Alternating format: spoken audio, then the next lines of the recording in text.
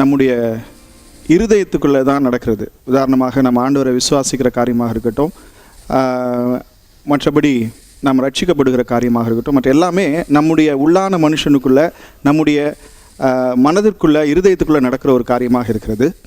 அப்படி இருக்கும்போது ஒரு 2 காரியங்களை நம்ம வெளிப்படையாக செய்கிறோம். ஒன்று ஞானஸ்நானம்.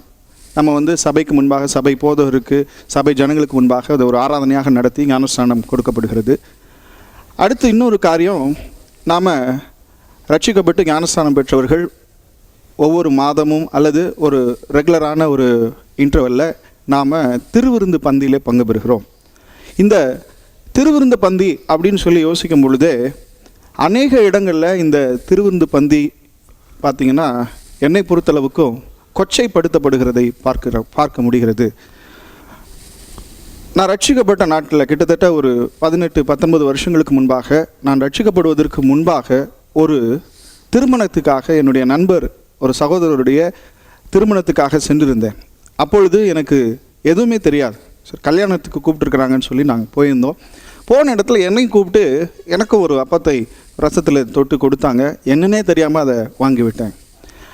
அப்பொழுது அது பெரிய விஷயமாக எனக்கு தெரியவில்லை. ஆனால் இன்றைக்கு நான் கர்த்தருக்குள்ளே ரட்சிக்கப்பட்டு இத்தனை ஆண்டுகளாக நான் கர்த்தருக்குள்ளே வசனத்தில் படிக்கும் பொழுது, வளரும் பொழுது எனக்கு மிகவும் ஒரு துக்கமான ஒரு காரியமாக அது தெரிகிறது. அநேக இடங்களில் கொச்சைப்படுத்தப்படுகிற ஒரு காரியமாக இது இருக்கிறது. அதனால் இது குறித்ததான ஒரு தெளிவான ஒரு காரியங்களை இன்றைக்கு நாம் தியானிக்கலாம், விவாதிக்கலாம் என்று சொல்லி இன்றைக்கு நாம் கூடி வந்திருக்கிறோம். நம்ம மத்தியில் விண்யணி ஊழியங்கள் அன்பு சகோதரர் MD ஜெகன் அவர்கள் வந்திருக்கிறாங்க. Praise Lord brother. இந்த ஞானஸ்நானத்தை குறித்து நீங்கள் ஒரு ஒளிப்பேழை கொஞ்சம் ஆண்டுகளுக்கு முன்பாக வெளியிடப்பட்டிருந்தது, நீங்கள் வெளியிட்டிருந்தீங்க. ரொம்பவும் ஞானஸ்நானத்தை குறித்து அநேக கேள்விகளுக்கு அதில் நல்ல தெளிவான ஆணித்தனமான பதில்கள் இருந்துச்சு. அதே மாதிரி இந்த திருவிருந்து காரியத்தை குறித்தும் ஒரு நல்ல ஒரு தெளிவு உண்டாக வேண்டும் என்பதற்காகத்தான் இந்த காரியத்தை நம்ம ஏற்பாடு செய்திருக்கிறோம். அதனால் நாம் ஒரு சில கேள்விகளை நாம் விவாதிக்கலாம் என்று சொல்லி நான் விரும்புகிறேன். கண்டிப்பாக. இப்போது திருவிருந்து என்பது சபைகளில் கொடுக்கப்படுகிறது. சில இடங்களில் சில ஃபெலோஷிப்ஸில் கூட கொடுக்குறாங்க. இப்படி ஒவ்வொருத்தரும் கொடுக்குறாங்க. இதில் பலவிதமான நோக்கங்கள், ஒவ்வொருத்தரும் காரணங்கள்லாம் சொல்கிறாங்க. இப்போது இந்த திருவிருந்தை தேவன், நம்ம கொரிந்தியரில் படிக்கும் பொழுது அப்போஸ்தலனாகிய பவுல் சொல்கிறார், கர்த்தர் எனக்கு ஒப்பு கொடுத்தார் என்று சொல்லி. அப்போது இந்த திருவிருந்து தேவனிடத்திலிருந்து நமக்கு கொடுக்கப்பட்டிருக்கிறது இந்த ஒரு காரியம் அப்படின்னு சொல்லி சொல்லும் பொழுது, இதனுடைய தேவனுடைய நோக்கம் என்ன, அல்லது பரலோக நோக்கம் என்ன, இந்த திருவிருந்து சபைகளில் கொடுக்கப்படுவதின் பரலோக நோக்கம் என்ன அப்படின்னு சொல்லி வேதத்தின் அடிப்படையில் சொல்ல முடியுமா? கண்டிப்பாக. இந்த திருவிருந்தை பொறுத்த வரைக்கும் இது இன்றைக்கி நேற்று ஏற்படுத்தப்பட்ட ஒரு காரியமெல்லாம் இல்லை. வேதத்தை பொறுத்த வரைக்கும் நீங்கள் வாசிச்சிங்கன்னு சொன்னால், உலகத்தோற்றம் முதல் அடிக்கப்பட்ட ஆட்டுக்குட்டின்னு இயேசுவை பற்றி சொல்லப்பட்டிருக்கு. இந்த உலகத்தோற்றம் முதல் அடிக்கப்பட்ட ஆட்டுக்குட்டி இயேசு கிறிஸ்துவனர் பற்றி பார்க்கும்போது, அவர் சிலுவையில் பலியானது நம்ம எல்லாருக்கும் தெரிஞ்சதான ஒரு விஷயந்தான். ஆனால் இதை இயேசு கிறிஸ்து நமக்கு கொடுக்கும் பொழுது என்ன சொல்லி கொடுக்குறாருன்னா, மரணத்தை நினைவு கூறும்படி இதை செய்யுங்கள், நான் வருமளவும் என் மரணத்தை நினைவு கூறும்படி. அப்போ இது இந்த திருவிருந்துங்கிறது சடங்காச்சாரமோ இல்லை கட்டாயமாக எடுக்கப்பட வேண்டியதோ இல்லை ஒரு வருஷத்துக்கு மாதத்துக்கு ஒரு தடவை கண்டிப்பாக எடுத்தே ஆகணும் அப்படிலாம் கிடையாது. இதுக்கு நாள் நிர்ணயம் இப்படிலாம் கிடையாது. ஆனால் இது ரொம்ப முக்கியமானது. இதை உணர்வுபூர்வமாக எடுக்க வேண்டியதான ஒரு விஷயம். எப்படி நம்ம ஞானஸ்நானத்தை வெறும் தண்ணியில் மூழ்கி எடுக்கிறோம். ஏன்னா எல்லா மார்க்கத்தாரும் தண்ணிக்கு மூழ்கி வெளியே வராங்க. ஆனால் நாம் தண்ணியில் போயிட்டு வரத்துக்கு வித்தியாசம் இருக்குது. அதே மாதிரி தான் திருவிருந்துமே. எல்லாரும் எடுக்கிற மாதிரி நம்ம எடுத்துட்டோம்னா வேஸ்ட். இந்த திருவிருந்தை எடுக்கும் பொழுது அதற்கான சில க்ரைட்டீரியாஸ் நிறையா இருக்குது. இன்றைக்கி சபைகள் அதை பிரசங்கிக்க தவறி கொண்டு இருக்கிறது. ஏன்னு சொன்னால், இன்றைக்கி உள்ள சபைகளுடைய நிலைமை என்னென்னா, அவங்க குவாலிட்டியை கான்சன்ட்ரேட் பண்ணுறதை விட குவான்டிட்டியை கான்சன்ட்ரேட் பண்ண ஆரம்பிச்சிட்டாங்க. அப்போ அந்த குவான்டிட்டியை நீங்கள் மெயின்டைன் பண்ணணும், கூட்டத்தை மெயின்டைன் பண்ணணுன்னா இந்த மாதிரி ஏதாவது வெளியரங்கமான சடங்காச்சாரமான காரியங்களை கொண்டு வரணும், அதை மெயின்டைன் பண்ணுங்கிற முடிவு அவங்க வந்துட்டாங்க.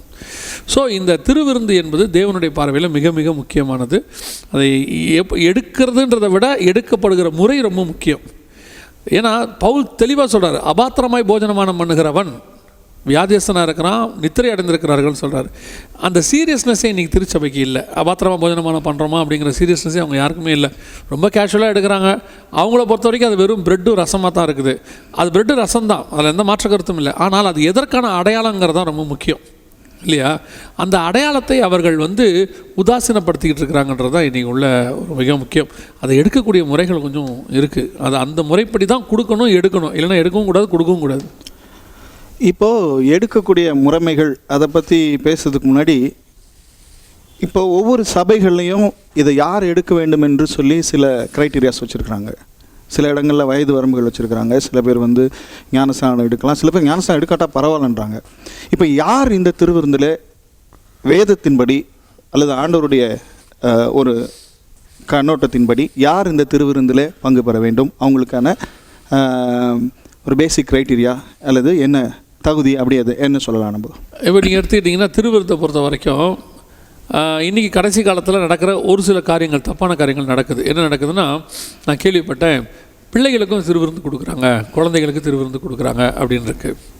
இன்னும் சில இடங்களில் நம்ம பார்க்கும் பொழுது திருவிருந்து வரக்கூடிய எல்லா மெம்பர்ஸுக்கும் கொடுக்குறாங்க, சர்ச்சில் இருக்கிற எல்லா மெம்பர்ஸுக்கும் திருவிருந்து கொடுக்குறாங்கன்னு இருக்குது. அப்படி கொடுக்கக்கூடியதா அது எடுக்கிறதுக்கு என்னன்னு பார்த்தீங்கன்னு சொன்னால், அப்படி கொடுக்கக்கூடாது. திருவிருந்துக்கு இப்போ பாருங்கள், இயேசு ஒரு அப்பத்தை பிட்டு 5000 பேருக்கு கொடுக்குறாரு. 5 அப்பம் 2 மீன் எடுத்து 5000 பேருக்கு கொடுக்குறாரு. இந்த அப்பத்தை எடுத்து பிட்டு கொடுக்கறதுக்கும் யோவான் 13 அப்பத்தை எடுத்து பிட்டு கொடுத்தாருன்னு இருக்குது. அந்த அப்பத்தை எடுத்து பிட்டு கொடுக்கறதுக்கும் டிஃப்ரென்ஸ் இருக்குது. இதை நம்ம முதல்ல புரிஞ்சுக்கணும். இயேசு அங்கே கொடுத்த அப்பம் வேறு, இங்கே கொடுக்குற அப்பம் வேறு. அங்கே கொடுக்கறது அவங்களோட பசிக்கு அவ கொடுக்கக்கூடியதான ஒரு காரியம். இது உடன்படிக்கை. அந்த உடன்படிக்கை யாரோட பண்ணணும்? 5000 பேரோட இயேசு பண்ணலை உடன்படிக்கை. அங்கே இருக்கக்கூடியதான குழந்தைகளோடு கூட இயேசு உடன்படிக்கை பண்ணலை. யாரோடு கூட இந்த உடன்படிக்கை பண்ணப்படுது அப்படின்னு கேட்டிங்கன்னு சொன்னால், சீஷர்களோட பண்ணப்படுது. முதல் க்ரைட்டீரியா, அவர்கள் சீஷராக இருக்கணும். ஃபஸ்ட் அப்பத்தை புசிக்கணும்னா, வாங்கணும்னா அவன் என்னவாக இருக்கணும்னா சீஷனாக இருக்கணும். சீஷர்கள் கையில் தான் அது கொடுக்குறாரு. இன்னும் சில சொல்லுவாங்க, அப்போ சீஷனாக ஏற்றுக்கொண்ட எல்லாருமே சீஷர் தானே அப்படி நீங்கள் சொன்னீங்கன்னா, இயேசு கிறிஸ்து கூட ஏற்றுக்கொண்ட மகதலேனா மரியாள் இருந்தாங்க, எவ்வளோ பேர் இருந்தாங்க. அதில் யாருக்குமே கொடுக்காம ஒரு 12 பேருக்கு தான் அவர் கொடுத்தாரு. அவர் கூட நிறைய பேர் தங்கி இருந்தாங்க, 70 சீஷர்கள் இருந்தாங்க, அவங்க கையில் கொடுக்கல, அந்த 12 பேருக்கு தான் கொடுத்தாரு. ரெண்டாவது, இது கொடுக்குற உரிமை யாருக்கு முதலாக அறிவிக்கப்பட்டது அப்படின்னு பார்த்தீங்கன்னா, பவுல் சொல்கிறார், உங்களுக்கு ஒப்புவித்ததை நான் கர்த்தரிடத்தில் பெற்றுக்கொண்டேன் அப்படின்னு சொல்கிறார். பவுல்கிட்ட 2 வகையான உபதேசம் இருந்துச்சு. நீங்கள் வாசிக்கலாம், அப்போஸ்தலர் நடவடிக்கைகள் கூட இருக்குது. அப்போஸ்தலர்களும் சபை மூப்பர்களும் கொண்ட உபதேசங்களை இவர்கள் கொண்டு போய் சபைகள் தோறும் பிரசங்கம் பண்ணினார்கள்னு இருக்குது. அப்போ பவுல் பிரசங்கம் பண்ணது ஒன்று, இவருக்கு முன்னாடி உள்ள மூப்பர்கள் அப்போஸ்தலர்கள் சொன்ன கருத்துக்களை அதை காரியங்கள் கொண்டு போய் சபையில் சொல்லியிருக்கிறார். அதே நேரத்தில் பவுலுக்கு தேவன் சொன்ன விஷயங்கள்னு கொஞ்சம் இருக்குது. இப்போ பவுலுக்கிட்ட 2 விதமான சத்தியங்கள் இருக்குது. ஒன்று அவருக்கு முன்னாடி சொல்லி கொடுத்தவங்க, இன்னொன்று கர்த்தர் சொல்லி கொடுத்தது. அதனால தான் கம்யூனியனை கொடுக்கும்போது பவுல் தெளிவாக சொல்கிறாரு, உங்களுக்கு ஒப்புவித்ததை நான் கர்த்தரிடத்தில் பெற்றுக்கொண்டேன். அப்போனா என்ன அர்த்தம்? கர்த்தர் இந்த முறைமையை எடுக்கணுங்கிற ஒரு மெத்தடை சீஷர்கள் கையில் சொன்னாலும், அதை எப்படி எடுக்கணுங்கிற முறைமையை பவுல்கிட்ட சொல்லிக் கொடுக்குறாரு. அந்த முறைமையை சீஷர்கள் யாரும் சொல்லிக் கொடுக்கல பவுலுக்கு. கம்யூனியன் எடுக்கணுங்கிறத இயேசு அங்கே சொல்லிட்டார், எல்லாரும் நீங்கள் கம்யூனியன் எடுக்கணும்ப்பா அப்படின்னு சொல்லிட்டார். ஆனால் எடுக்கிற முறை எப்படி, என்ன பண்ணணும் அப்படிங்கிறத பவுல் சொல்கிறாரு. பவுல் தெளிவாக எழுதுறார், யார் எடுக்கணும், அதை எப்படி எடுக்கணும், எல்லாமே இருக்குது. இன்றைக்கி இந்த கம்யூனியன் எடுக்கும்போது அபாத்திரமாய் போஜனமான பண்ணுவேன். நான் தான் சொல்லுவேன், இன்றைக்கி சபையில் என்ன கேட்குறாங்கன்னு சொன்னால், கம்யூனியன் கொடுக்கும்போது சிகரெட் பிடிக்கிறவன், லாகரி வஸ்து எடுக்கிறவன், தப்பான உறவுகளில் இருக்கிறவன், விபச்சாரம் பண்ணுறவன், நீ கம்யூனியன் எடுக்காத, அவனா உள்ளே உட்காந்துருக்கான். கம்யூனியன் எடுக்க உட்காந்துருக்கிறவன், சிகரெட் பிடிக்கிறவனும் குடிக்கிறவனுமா உட்காந்துருப்பான். அவங்க உட்காந்துருக்கவன் யார்? எல்லாம் ரட்சிக்கப்பட்டு இயேசு கிறிஸ்துவோட ஞானசானம் எடுத்து எல்லாம் பண்ணுறவன் அங்கே உட்காந்துருப்பான். அவன் ஏற்கனவே எல்லாத்தையும் விட்டுட்டு தான் நாங்கள் உட்காந்துருக்கிறான். அவனுக்கு இப்போ நீங்கள் திருப்பி என்ன கேட்குறீங்கன்னா, நீங்கள் ரட்சிக்கப்பட்டவங்க, ஞானசானம் எடுத்தவங்க, சிகரெட் பிடிக்காதவங்க, குடிக்காதவங்க தான் ஞானசானம் கம்யூனியன் எடுக்கணும்னு சொல்கிறீங்க. எல்லாருமே எடுக்கிறான். அவனுக்கு அந்த காலம் இல்லை, இதெல்லாம் அவனுக்கு கிடையாது. அவனுக்கு என்ன கொஸ்டின், என்ன க்ரைட்டீரியா இருக்காங்க, அவனை ஆண்டவர் கேட்கணும். இந்த சீஷனாக இருக்கக்கூடிய குணாதிசயம் உள்ளவனுக்கு தான் கம்யூனியன் கொடுக்கணும். சீஷத்துவ குணாதிசயம் என்ன? வேதம் தெளிவாக சொல்லுது, ஒருவன் தன்னைத்தான் வெறுத்து சிலுவையை எடுத்துக்கொண்டு என்னை பின்பற்றி வரக்கடவன் இருக்கு. அப்படிப்பட்டவங்களுக்கு கம்யூனியன் கொடுக்கணும். இப்படிப்பட்டவங்களுக்கு நீங்கள் கம்யூனியன் கொடுக்கணும்னு நம்ம சொல்லிட்டோம்னா, அப்படின்னா சபையில் ஒருத்தவங்க கூட எடுக்க மாட்டான்னு இவங்களே முடிவு பண்ணிடுவாங்க. இப்போ இயேசு கிறிஸ்து பாருங்கள், யார் எல்லாத்தையும் விட்டு அவருக்கு பின்னாடி சிலுவையை சுமந்து கொண்டு வரான்னு தயாரானாங்களோ அவங்க எல்லாம் கம்யூனியன் கொடுத்தாரு.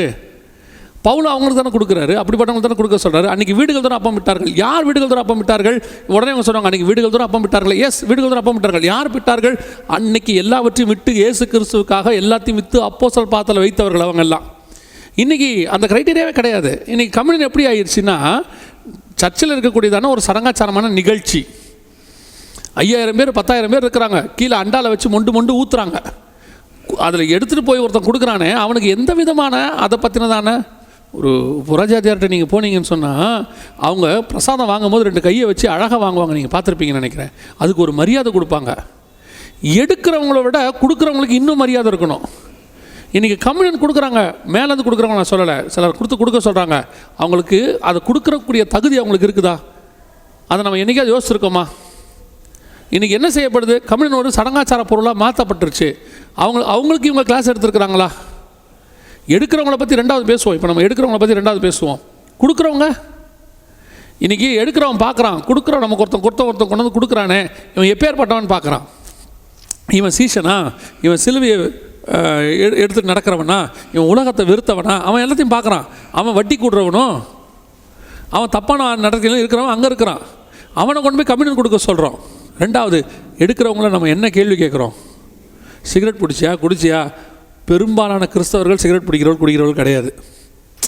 நீங்கள் பாரம்பரிய சபையாரெலாம் சொல்கிறோமே, அவங்களே பெரும்பாலானவங்க சிகரெட் குடிக்க மாட்டாங்க. ரட்சிக்கப்பட்டவங்க தான் கிடையாது. கிறிஸ்தவர்கள்லேயே அந்த பழக்கமே பெரும்பாலானவங்களுக்கு கிடையாது. நிறைய பேருக்கு, பெரும்பாலானவங்களுக்கு கிடையாது. அப்போ கம்யூனியன் யாருக்கு கொடுக்கணும்? யாருக்கு கம்யூனியன் கொடுக்கணும்? சிகரெட் குடிக்காதவன் கம்யூனியன் கொடுக்கக்கூடாது. வேதம் தெளிவாக சொல்லுது, தன்னைத்தானே வெறுத்து சிலுவை எடுத்துக்கொண்டு உலகத்தை வெறுத்து இனி உலகம் எனக்கு பாத்திரம் இல்லை, அப்படிப்பட்ட க்ரைட்டீரியாவில் இருக்கணும் தான். 2வது இந்த கம்யூனியனை பற்றி இவங்க என்ன நினைக்கிறாங்க?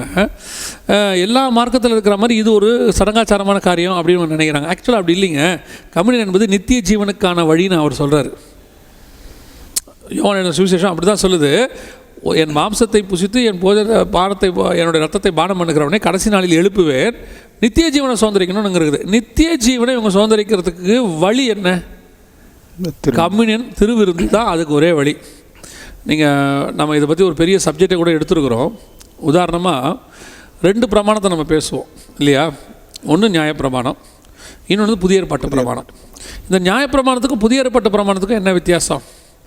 நியாயப்பிரமாணம் பாவத்தை மூடியது, புதிய ஏற்பாட்டு பிரமாணம் பாவத்தை மன்னித்தது. அவர்களுக்கு என்னதான் பழைய ஏற்பாட்டில் அவர்கள் பரிசுத்தவான்களாக வாழ்ந்தாலும் பரலோகத்துக்கு போகிறதுக்கு வழி இல்லைன்னு பைபிள் சொல்லுது. எபிரேயர் 11:39 சொல்லுது, விசுவாசத்தினாலே அவர்கள் நற்சாட்சி பெற்றிருந்தும் வாக்குத்தத்தம் பண்ணப்பட்டதை அடையாமல் போனார்கள்னு இருக்குது. அவர்கள் நம்மை அல்லாமல் பூர்ணராகாதபடிக்கு விசேஷித்த நன்மையானதொன்றை தேவன் நமக்கென்று முன்பதாகவே நியமித்தார். இது இவங்க எல்லாருக்கும் ஆட்டுக்குட்டி அடிக்கப்பட்டது, நமக்கு ஆட்டுக்குட்டியானவர் அடிக்கப்பட்டார். முன்பதாகவே உலக தோற்றம் முதல் அடிக்கப்பட்டார். ஸோ அன்னைக்கே நமக்கு ஒரு விசேஷமானதை வச்சார். எது? அப்பமும் ரசமும். இதை எடுத்தால் தான் நம்ம எங்கே போக முடியும்? நித்திய ஜீவனுக்குள்ளே பிரவேசிக்க முடியும், பரலோக ராஜ்யத்துக்குள்ளே பிரவேசிக்க முடியும். அப்போ அவங்க பரிசுத்தவான்களாக வாழ்ந்துமே கிடைக்காத ஒரு காரியத்தை உங்களுக்கும் எனக்கும் கர்த்தர் கொடுத்துருக்கிறாரு. அதற்கு வழி கம்யூனியன்னா அது இது எவ்வளோ பெருசாக இருக்கும்? நித்திய ஜீவனை சுதந்திரிக்கிறத கம்யூனியன் நீங்கள் எடுக்கணும். எப்பேற்பட்டவங்க அதை எடுக்கணும். இன்றைக்கி நம்ம அப்படி எடுக்கிறோமா? பாருங்கள், ஏதேனை விட்டு வெளியே வரார் ஆதாம். வெளியே வரும்போது தோல் உடைகளை கர்த்தர் போத்தினார்னு இருக்குது. அப்போ கண்டிப்பாக அங்கே ஒரு மிருகம் அடிக்கப்பட்டிருக்கணும். ஒரு மிருகம் அடிக்கப்படணும்.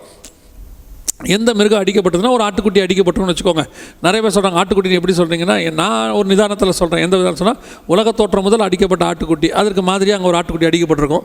2வது ஆசாரிப்பு கூடாரத்தை ஆட்டுத்தோல் போட்டு மூட சொல்கிறாரு. அப்போ கண்டிப்பாக நியாயப்பிரமாணங்கிறது ஒரு ஆட்டுத்தோலுக்கு சம்மந்தமான இருக்குது. இப்போ அந்த தோல் உடைகளை மூடி ஆதாமை அனுப்பி விட்டார். ஒரு மிருகத்தை அடித்து ஆட்டுத்தோலை போர்த்தி ஆதாமை அனுப்பிட்டார். ஆனால் அந்த மிருகத்தினுடைய மாம்சமும் ரத்தமும் எங்கே இருக்குது? ஏதேனுக்குள்ளே தான் இருக்குது. அந்த மிருகத்தோட தோலோடு தான் யார் வெளியே போனது? ஆதாம் போனார். அப்போ மாம்சமும் ரத்தமும் உள்ளதாக இருக்குது. இதுதான் விசேஷித்த நன்மையானது ஒன்று. பழைய ஏற்பாட்டு பரிசுத்தவங்க நியாயப்பிரமாணம் தோல் உடைகளை போட்டவங்களுக்கு சமானம். அது நியாயப்பிரமாணங்கிறது. அதை போடிட்டு அவங்க எவ்வளோ பரிசுத்தவான்களாக இருந்தாலும் ஏதேனுக்குள்ளே தான் வர முடியும். ஜீவ விருட்சத்தை புசிக்க முடியாது, நித்திய ஜீவனுக்குள்ளே பிரவேசிக்க முடியாது. நித்திய ஜீவனை பிரவேசிக்கணும் நாம் எப்படிப்பட்டவனாக இருக்கணும்? இந்த நியாயப்பிரமாணத்தை காட்டிலும் மேலான காரியங்களை செய்கிறவங்க தான் நித்திய ஜீவனை சுதந்திரிப்பான். அப்போ நியாயப்பிரமாணத்தை காட்டிலும் மேலான செய்கிறவன் எப்படி இருப்பான்? இப்போ யோசிச்சு பாருங்களேன். ஒரு நியாயப்பிரமாணக்காரன் வரான், இயேசுகிட்ட சொல்கிறான், சிறு வயது முதல் கொண்டு நான் எல்லாவற்றையும் ஃபாலோ பண்ணுறேன்னு சொல்கிறான். சிறு வயது முதல் கொண்டு ஃபாலோ பண்ணுறத பார்த்து கர்த்தர் சொல்கிறாரு, உன்னிடத்தில் எனக்கு ஒரு குறை உண்டு, சிலுவை எடுத்துக்கொண்டு என்னை பின்பற்றி வா. அப்போ நியாயப்பிரமாணத்தை 100% ஃபாலோ பண்ணவனுக்கு கிடைக்காதது உங்களுக்கு எனக்கும் கிடைக்கிதுன்னா, இன்றைக்கி கடைசி காலத்தில் என்ன சொல்கிறாங்க எல்லாரும்? கிருபையின் உபதேசம்னு சொல்லி என்ன சொல்கிறாங்க? நீ எப்படி இருந்தாலும் பரலோகத்துக்கு போகலாம், காரணம் கிருபை அப்படிங்கிறாங்க. எப்படி இருந்தாலும் பரலோகத்துக்கு போகலான்னு ஒரு இடத்துலையும் பைபிள் சொல்லவே இல்லை. அவர்கள் அவ்வளவு செஞ்சும் பரலோகத்துக்கு போக முடியவில்லை. ஆனால் அந்த காரியத்தை நீ செய்தால் பரலோகத்துக்கு போகலாம். அதுதான் கிருபை. அவர்கள் நியாயப்பிரமாணத்தை 100% ஃபாலோ பண்ணியும் எங்கே போக முடியல? பரலோகத்துக்கு போக முடியல. அதனால் கிருபையின் காலன்றதுனால நீ எப்படி இருந்தாலும் பரலோகத்துக்கு போகலாம். அப்படி இல்லை. கிருபையின் காலம்னா அதையும் செய்யணும், அதையும் விடாது இருக்கணும், இதையும் செய்யணும், அதை காட்டிலும் மேலானதை செய்யணும். இப்போ யோசிச்சு பாருங்கள், பரலோக ராஜ்யத்துக்கு நம்ம பிரவேசிக்கிறோம், நித்திய ஜீவனுக்கு பிரவேசிக்கிறோம். நியாயப்பிரமாணம் என்ன சொல்லுது? ஒரு பெண்ணோடு விபச்சாரம் பண்ணக்கூடாது, அவன் கரெக்டாக வாழ்ந்துருக்கிறான். ஆனால் புதிய ஏற்பாடு என்ன சொல்லுது? இச்சையோடு நோக்கக்கூடாது. அப்போ நித்திய ஜீவனை சுதந்திரிக்கணும்னா நீ இச்சையோடு நோக்காதவனாக இருக்கணும். அப்படி இருந்தால்தான் உனக்கு கம்யூனியனே கொடுக்கணும் முதல்ல. சரி, இச்சையோடு நோக்கிறவன் நான் எப்படி கண்டுபிடிக்கிறது? நாங்கள் வந்துட்டு அப்படி இல்லை, உனக்கு நாங்கள் கம்யூனியன் கொடுத்தா என்ன ஆகும்? அதான் வசனம் சொல்லுது, அபாத்திரமாய் போஜனமானம் பண்ணுகிறவன் செத்து போவான்னு இருக்குது பைபிளில். அபாத்திரமாக போஜனமானம் பண்ணி முதல்ல செத்து போனது யார்? யூதாஸ் காரியர். அபாத்திரமாக போஜனமானம் பண்ணி செத்து போனது யூதாஸ் காரியர் தான் செத்து போனார். யூதாஸ் காரியர் எப்படிப்பட்டவன்? பொருளாசைக்காரன், பண ஆசைக்காரன், திருடன்னு பைபிள் சொல்லுது. இப்படிப்பட்டவன் இன்னைக்கு கம்யூனியன் எடுக்கிறானா இல்லையா?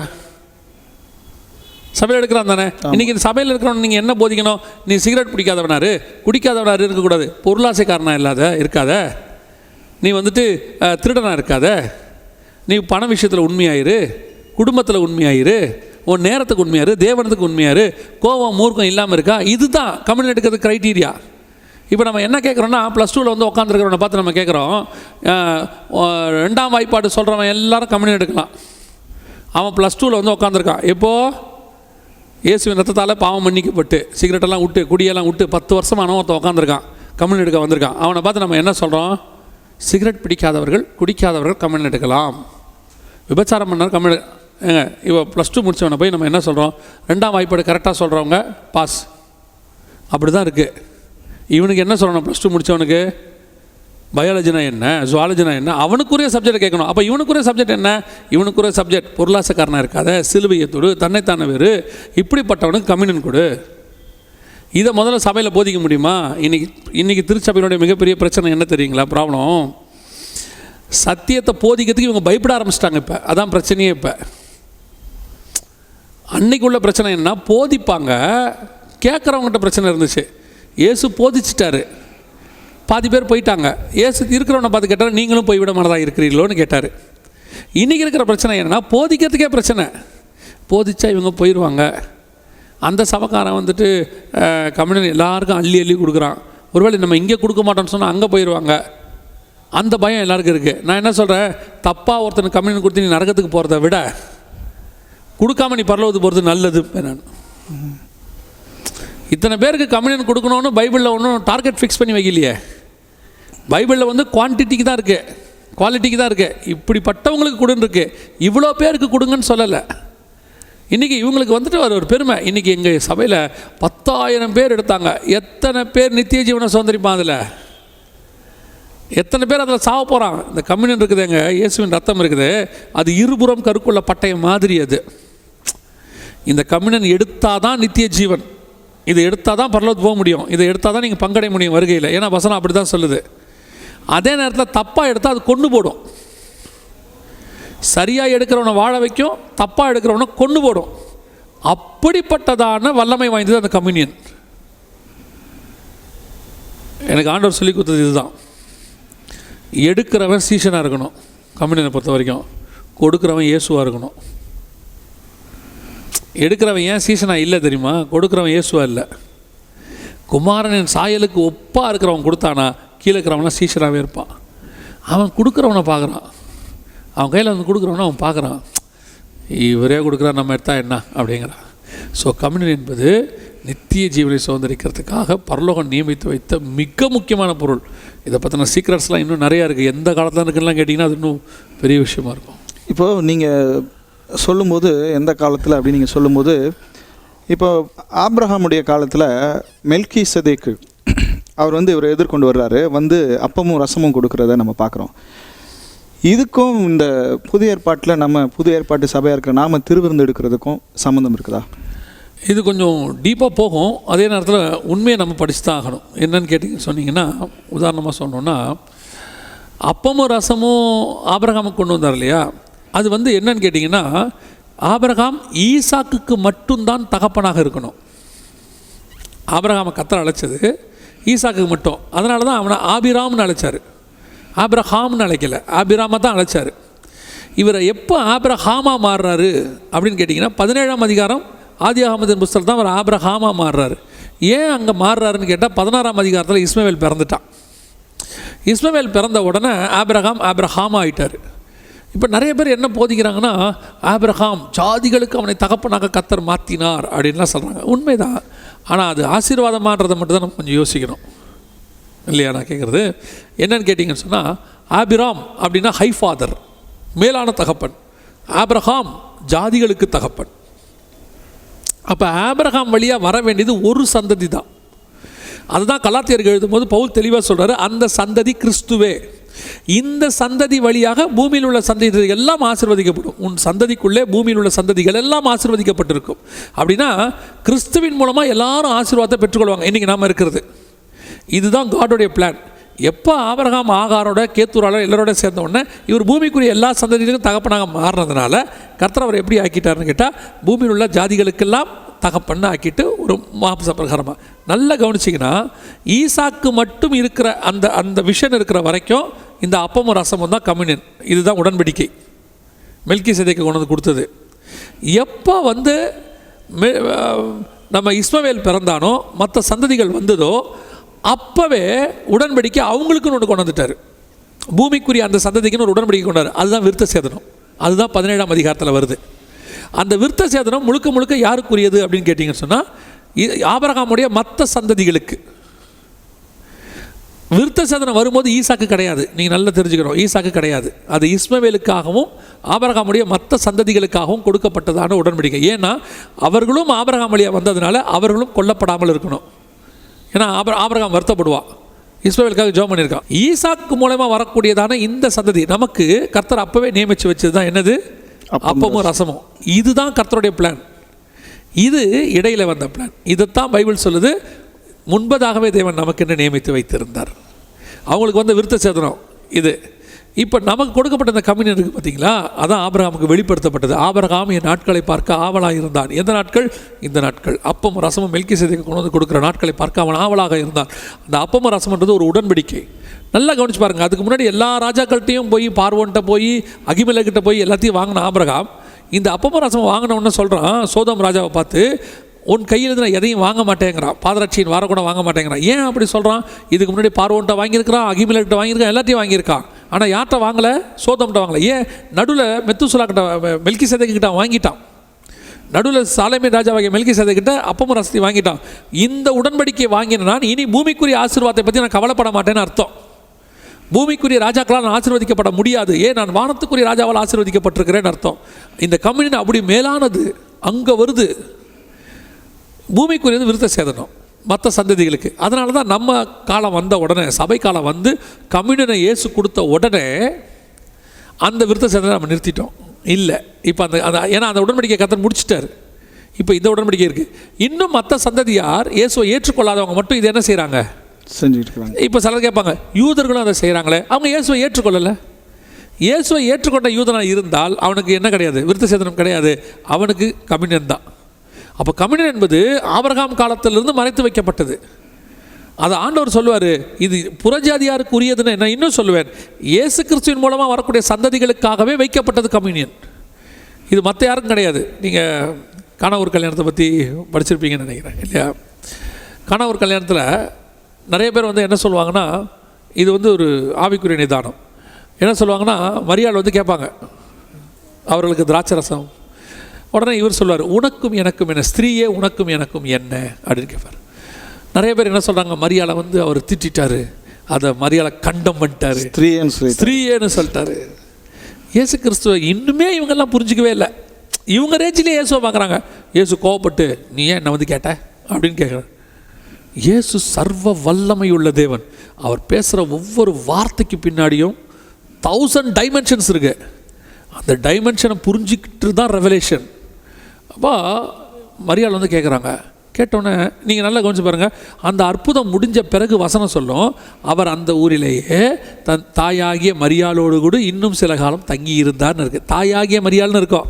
அப்போ ஸ்திரீயேன்னு அவர் சொன்னார்னா அவர் என்ன திட்டினாரா, கோவப்பட்டாரா? இல்லை. இயேசு பேசுகிறதுக்கு பின்னாடி ஒரு மிகப்பெரியதான மாஸ்டர் பிளான் அங்கே ரிவீல் ஆகுது. என்ன ஆகுது? ஸ்திரீயே அப்படின்னு கூப்பிட்றாரு. ஏன் ஸ்திரீயேன்னு கூப்பிட்டாரு? இப்போது இந்த அம்மா யார்? ஆதியாகமம் 3:15 தீர்க்கதரிசனம் உரைக்கப்படுது. உன் வித்துக்கும் அவள் வித்துக்கும் பகை உண்டாக்குவேன். சர்பத்தை பார்த்து சொல்கிறாரு, உன் வித்துக்கும் ஸ்திரீயின் வித்துக்கும் பகை உண்டாக்குவேன். இப்போ ஸ்திரீயின் வத்தா நிற்கிறவர் தான் யார்? இயேசு கிறிஸ்து. இதுதான் அந்த ஸ்திரீ மரியாள் வந்து நியாயப்பிரமாண கால சபைக்கு அடையாளம். கடைசியாக இயேசுவை பெற்றெடுத்துருக்குது. இப்போ இந்த சபை வந்து இயேசுகிட்ட கேட்குது, என்ன கேட்குது? திராட்சை ரசத்தை கேட்குது. எங்களுக்கு திராட்சை ரசம் முடிஞ்சு போச்சு. யார் கேட்குது? யூதர்களுக்காக கேட்குது. உள்ளே இருக்கிற யூதர்களை பார்த்து கேட்குது, திராட்சை ரசம் அவங்களுக்கு முடிஞ்சிருச்சு அந்த ஜனங்களுக்குன்னு. கர்த்தர் சொல்கிறாரு, உனக்கும் எனக்கும் என்ன, அதாவது நியாயப்பிரமாண கால சபையே உனக்கும் எனக்கும் என்ன, என் வேலை இன்னும் வரவில்லை. நல்லா யோசிச்சு பாருங்க. 13ஆம் அதிகாரம் யோவானில் அவர் அப்பத்தை ரசம் எடுத்து பிட்டு அவங்களுக்கு கொடுக்கும்போது ஒரு வார்த்தை சொல்லி கொடுப்பாரு, என் வேலை வந்ததுன்னு சொல்லி எடுத்து கொடுப்பாரு. அப்போனா எந்த வேலை வரலன்னு சொல்கிறாரு? நான் பாடுபட போகிற வேலை இன்னும் வரல. இந்த அப்பமும் ரசத்துக்கான அடையாளமாக நீ ரசத்தை கேட்குறியே, நியாயப்பிரமாண கால சபையே அது உனக்குரியது அல்ல, இது யாருக்குரியது? வேறொரு கூட்டத்துக்குரியது. இப்போ மரியாள் என்ன பண்ணணும்? நியாயமா இந்த வார்த்தையை சொன்ன மரியாள் என்ன செய்யணும்? கோச்சிட்டு போனோம். நான் கேட்டால் அது என் பையனாக இருந்தாலும் அப்போ அம்மானு ஒரு மரியாதை இல்லாமல் பேசுகிறாப்புல எல்லாம் சொல்லலை. வசனம் அழகாக சொல்லுது பாருங்களேன். அவர் உங்களுக்கு என்ன சொல்லுகிறாரோ அதன்படி செய்யுங்கள். இது யூதர்களுக்கு கொடுக்கப்பட்ட கட்டளை. என்ன கட்டளை?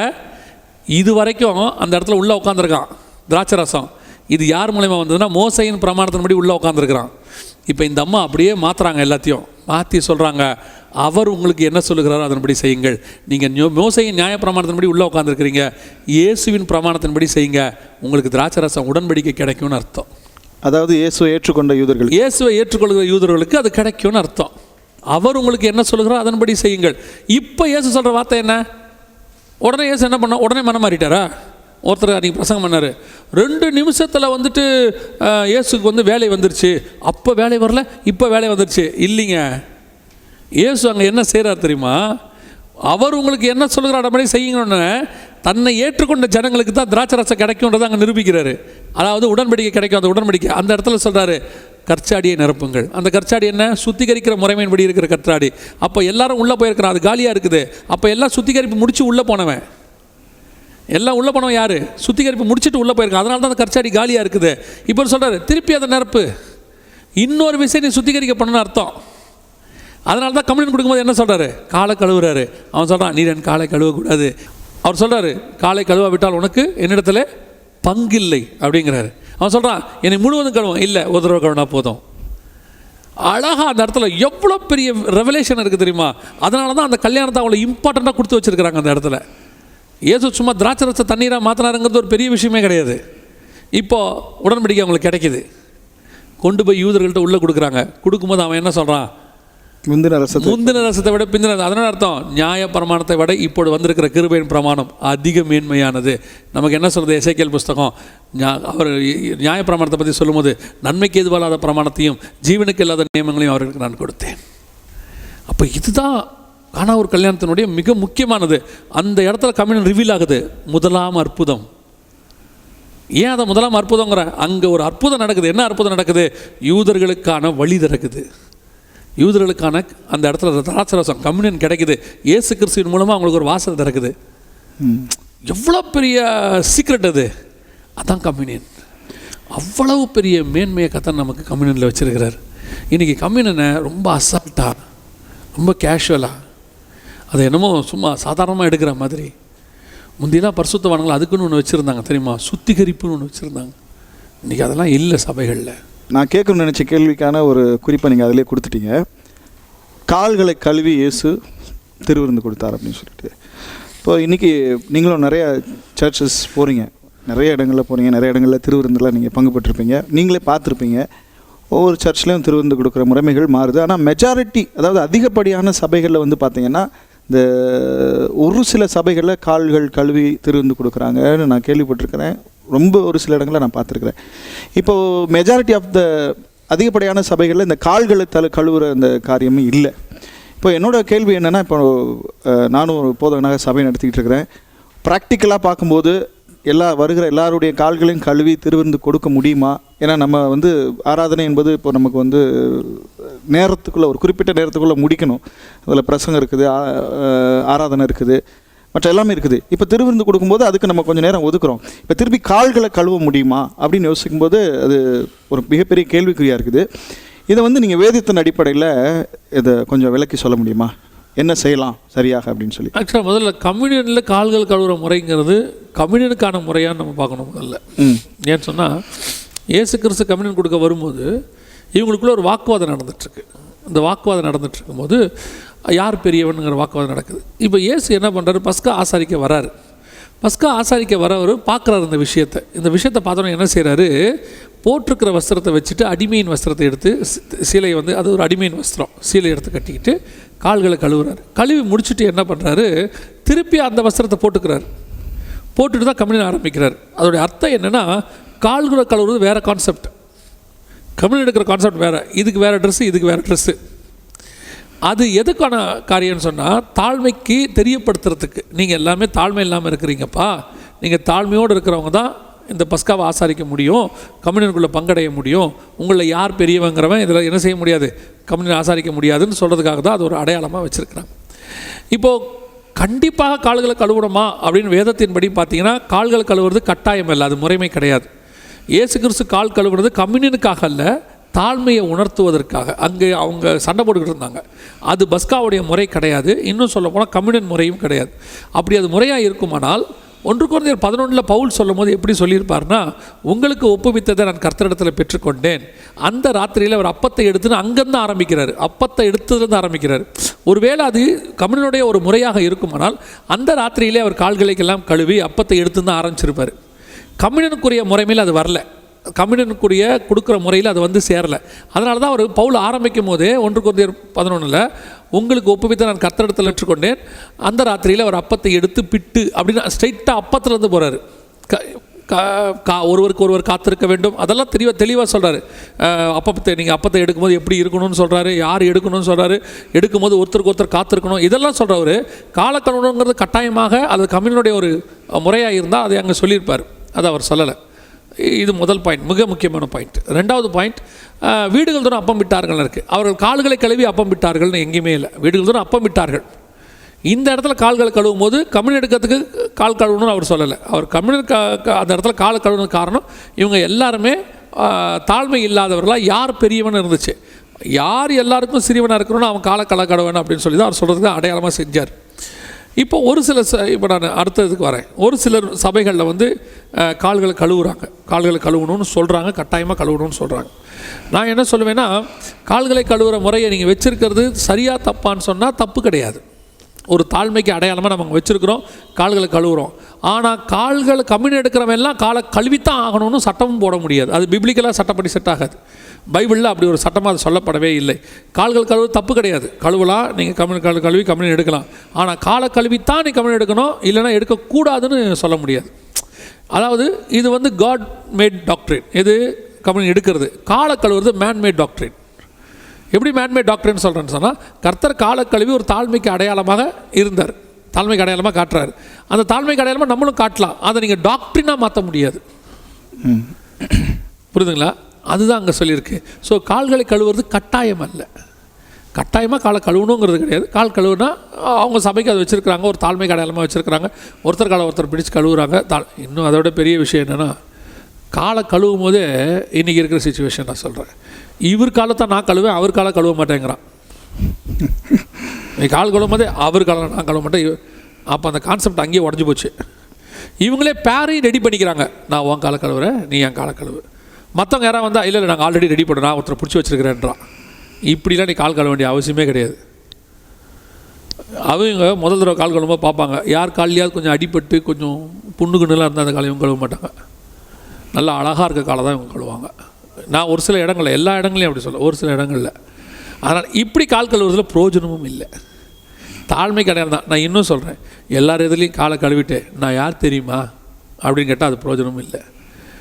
இன்னொன்று சொல்கிறேன், காலை கழுவிட்டே பெருமையாக சொல்லுவாங்க, நான் காலை கழுவி ஞானஸ்தானம் எடுத்தேன், காலை கழுவி கம்யூனியன் எடுத்திருக்கேன். அது என்ன ஒரு பெருமை இருக்குது? அதுவே தாழ்மைக்கு அடையாளம். சில சொல்லுவாங்க, பார்த்துருக்கீங்களா, எல்லாத்தையும் செஞ்சுருவாங்க. நீங்கள் நல்லா பாடுறீங்களே அப்படின்னு சொன்னால், சின்ன வயசுலேருந்தே நான் ப்ராக்டிஸ் பண்ணி தண்ணியில் நின்று தொண்டை வரைக்கும் தண்ணியில் நின்று சாதகம் பண்ணி அப்படியே அந்த மாஸ்டர்கிட்ட படித்து இந்த மாஸ்டர் படித்து எல்லாம் வந்துட்டு எல்லாம் சொல்லி முடிச்சுட்டு கடைசியாக சொல்லுவான் கர்த்தருடைய கிருபை. பார்த்துருக்கீங்களா? அந்த தாழ்மை தான் இதில் இருக்கும்.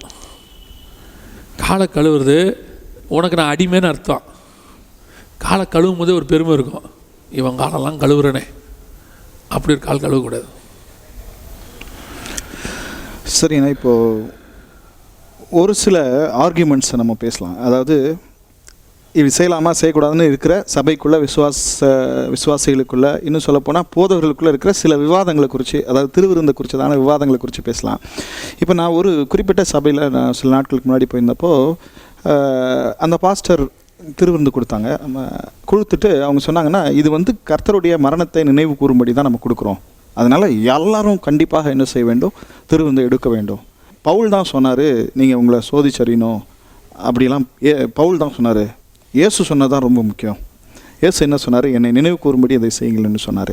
அதனால் கட்டாயமாக எல்லோரும் இது பண்ணணும், நீங்கள் வந்து பங்கு பெறாமல் இருக்கக்கூடாது அப்படின்னு சொல்லி எல்லாரையும் வந்து அவங்க என்கரேஜ் பண்ணாங்கன்னு சொல்லலாம், இல்லைனா எல்லாரையும் கட்டாயப்படுத்தினாங்கன்னு கூட சொல்லலாம். இதை குறித்து நம்ம பிப்ளிக்கலாக ஒரு விளக்கம் சொல்லுங்களேன், இந்த ஆர்கியூமெண்ட்டை குறித்து. இது இயேசு கொடுத்தது பவுல் கொடுத்தது அப்படின்னு அவங்க பிரித்து பார்க்குறாங்க இல்லையா. அதுக்கு ஒரே வார்த்தையில் பவுல் உடைச்சிட்டார், உங்களுக்கு ஒப்புவித்ததை நான் கர்த்தரிடத்தில் பெற்றுக்கொண்டேன். அப்போ இதுவும் கர்த்தர் கொடுத்தது தான் இல்லையா, அங்கேயே முடிஞ்சிருச்சு. ரெண்டாவது, இயேசு கொடுத்தது அந்த கண்டென்ட், கம்யூனியன் எடுக்கணுங்கிற கண்டென்ட், அதை எப்படி எடுக்கணுங்கிற கண்டென்ட்டை தான் பவுல் சொல்கிறாரு. எடுக்கணுன்றதை இவங்கள்ட்ட சொல்லிவிட்டு எப்படி எடுக்கணுங்கிறத பவுல்கிட்ட சொல்கிறாரு. இதுதான் வித்தியாசம். உதாரணமாக நியாயப்பிரமாணத்துக்கு 10 கட்டளை தான், 10 commandments நம்ம எல்லாம் பேசி முடிச்சிட்டோம். அப்போ மிச்சம் உள்ளதெல்லாம் என்னது? இந்த 5 ஆகமத்தில் அப்புறம் என்ன தான் இருக்குது? யாத்ராகமத்தில் 10 commandments வந்துருச்சு.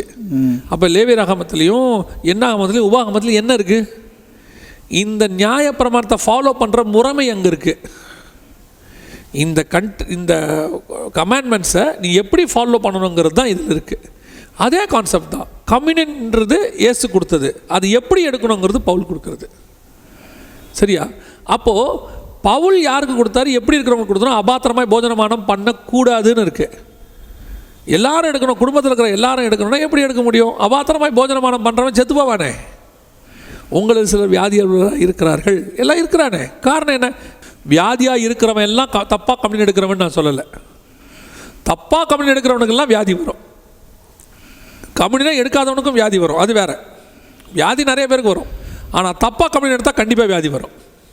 பைபிள் அப்படி சொல்லுது, உங்களுக்கு சிலர் வியாதியத்தில் இருக்கிறார்கள், உங்களுக்கு சிலர் நித்திரை அடைந்திருக்கிறார்கள் அப்படின்னு இருக்கு. உடனே இவங்க என்ன சொல்லிடுவாங்க, வியாதி வர்றதுக்கு காரணமே தப்பாக கம்யூனியன் எடுத்தது தான். அப்போ அந்த பாஸ்டருக்கு வியாதி வந்திருக்கே, அவர் தப்பாக கம்யூனியன் எடுத்தாரான்னு கேட்பான் நம்மள. நான் அதுக்கு தான் தெளிவாக சொல்கிறேன், வியாதி வந்தவன்லாம் தப்பாக கம்யூனியன் எடுத்தவன் கிடையாது. நிறைய பேருக்கு கம்யூனியன் கரெக்டாக எடுத்தவங்களுக்கும் வியாதி வருது, அது வேறு பலகீனங்கள் இருக்குது, அதெல்லாம் இருக்குது. இதில் ஒன்று நீங்கள் புரிஞ்சுக்கணும். அப்போ கம்யூனியன் எடுக்கிற முறைமையே தெளிவாக அங்கே பேசி வச்சுருக்கிறார் பவுல். யார் எடுக்கணும், எப்படி எடுக்கணும், என்ன எடுக்கணும், எல்லாமே தெளிவாக இருக்குது. ஸோ எல்லாரும் எடுக்கணுங்கிறதுக்கு, எல்லாரும் எடுக்கிறது கம்யூனியனாக இருந்தால் இயேசு எல்லாருக்கும் கம்யூனியன் கொடுத்துருப்பாரு. அத்தனை பேருக்கும் 70 சீஷர்களுக்கு கொடுத்துருப்பாரு, மகன் மரியாதை அத்தனை பேருக்கும். அப்போ யார் எடுக்கணுங்கிறது, ஒரு சீஷனாக எல்லாவற்றையும் விட்டு தேவனுக்கு பின்பற்றக்கூடியவனாக அவர் எதிர்பார்க்குற க்ரைட்டீரியா ஒன்று இருக்குது. அந்த க்ரைட்டீரியா இருக்கிறவன் தான் எடுக்கணும். அதைத்தான் பவுல் அங்கே எழுதுறாரு. சரிண்ணா, இப்போ ஒரு போதவருடைய பார்வையில், ஒரு போதவருடைய பெர்ஸ்பெக்டிவில் இப்போ வந்து பார்த்திங்கன்னா, கொரிந்தியரில் பவுல் எழுதும்போது அந்த எக்ஸாமினேஷன் வந்து செல்ஃப் எக்ஸாமினேஷன், தன்னைத்தான் நியாய தீர்ப்பில்லை, நம்மளே தான் அப்படின்றப்போ அது எடுக்கிறவங்க கையில் தான் ஒப்பு கொடுக்கப்படுது. அதாவது தன்னைத்தான் அவனே தான் நிதானிக்கிறான் அப்படின்ற மாதிரி இருக்குது. இப்போது ஒரு சில இடங்களில் நான் கேள்விப்பட்டிருக்கேன் வந்து எப்படின்னாக்கா, ஒரு குறிப்பிட்ட ஆட்களை வந்து அவங்க வந்து நீங்கள் அதாவது திருவிருந்து நீங்கள் எடுக்கக்கூடாது அப்படின்னு சொல்கிறாங்க. இது ரொம்ப கொச்சையாக சொல்லணுன்னா, ஒரு சில இடங்களில் வந்து சரியாக இந்த தசமபாகம் கொடுக்காதவங்களை கூட வந்து நீங்கள் வந்து திருவிருந்தெலாம் எடுக்காதீங்க அப்படின்னு சொல்கிறதாக பார்த்துருக்குறோம், கேள்விப்பட்டிருக்கிறோம். இது மாதிரி ஒரு சில விஷயங்கள், வெளிப்படையான சில விஷயங்கள் வந்து அதை திருவிருந்து கொடுக்குற போதகர் மேய்ப்பன் நீ வந்து எடுக்கக்கூடாது அப்படின்னு சொல்கிற மாதிரி சில சூழ்நிலைகள் இருக்குது. இப்போது இது எப்படி, இது சரியா, இது எப்படி வேதத்தின் அடிப்படையில் ஒன்று. அதே நேரத்தில் இப்போ நான் ஒரு பர்சனலாக இந்த கேள்வி பர்சனலாக கேட்குறேன். இப்போ நான் வந்து இந்த வசனத்தை வாசிச்சுட்டு ஜனங்களை பார்க்குறேன். என் பார்வையில் ஒரு சிலர் நல்லவங்களாக தெரிகிறாங்க, ஒரு சிலவங்க குறைவுள்ளவர்களாக தெரிகிறாங்க. ஆனால் இந்த வசனத்தின்படி நான் யாரையுமே நீங்கள் எடுக்கக்கூடாதுன்னு சொல்ல முடியாது. ஏன்னா இட் இஸ் செல்ஃப் எக்ஸாமினேஷன். நாமே தான் அவங்கள தான் நிதானி தெரியணும், நான் என்ன நிதானி தெரியணும், எடுக்கிறவங்க அவங்க நிதானி தெரியணும் அப்படின்றதுனால என்னால் வந்து என்ன செய்யலாம், நீங்கள் திருவிருந்து எடுக்கக்கூடாதுன்னு யாரையும் சொல்லுவதற்கு எனக்கு வாய் வர மாட்டேங்குது. இப்போது ஒரு மேய்ப்பனுக்கு கர்த்தர் சபையில் ஒரு அதிகாரத்தையும் கொடுத்துருக்கிறார். இந்த எல்லாத்துலையும் கொடுத்துருக்காரு, இதுலேயும் நிச்சயமாக ஒரு அதிகாரம் இருக்குது. அப்போ இந்த ஒரு மேய்ப்பன் இந்த ஒரு குறிப்பிட்ட பாயிண்ட் ஆஃப் வியூவில் எப்படி செயல்பட வேண்டும்? அதாவது போதகருடைய வேலை என்னன்னு சொன்னால், அவர் கம்யூனிட் கொடுக்குறது அவருடைய வேலை தான். அவருடைய இப்போ இயேசு கிறிஸ்துவ எடுத்துக்கொள்ளுங்க, 12 பேரும் கம்யூனிட் கொடுக்குறாரு. அதில் ஒருத்தன் யூதாஸ்ன்னு அவருக்கு தெரியும், உங்களில் ஒருவன் என்னை காட்டி கொடுப்பான்னு அவருக்கு தெரியும். அவனுடைய காரியங்கள் எல்லாம் அவருக்கு தெரிஞ்சு தான் அவங்க கையில் அவர் என்னதான் பண்ணுறாரு, கம்யூனிட் கொடுக்குறாரு. அவன் கம்யூனிட் எடுத்தா தானே, யூதாஸ் கம்யூனிட் எடுத்தான். யூதாஸ் ஃபஸ்ட்டு கம்யூனிட் எடுக்கிறாங்க. பட் யூதாஸை பற்றி அவருக்கு நல்லா தெரியுது. ஆனால் அவன் கம்யூனிட் எடுக்கக்கூடிய அளவுக்கு வாழ்க்கையை வாழ்ந்தவன் தான், அப்போஸ்தலராக எல்லாத்தையும் விட்டு வந்தவன் தான். பட் அந்த இடத்துல அவன் தப்பு பண்ணுறான்னு அவருக்கு தெரியுது.